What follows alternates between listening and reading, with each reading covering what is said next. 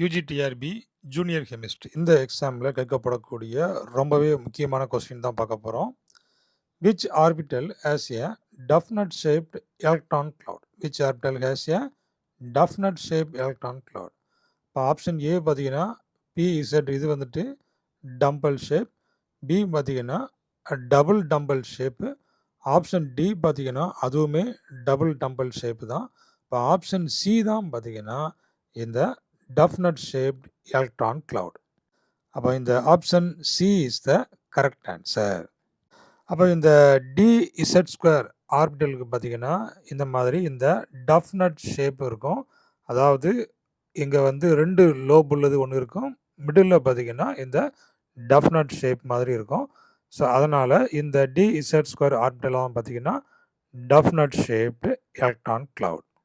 இதே போல் எம்சிக்யூ நிறைய வேணும் அப்படின்னாச்சும் என்னுடைய சேனலை சப்ஸ்கிரைப்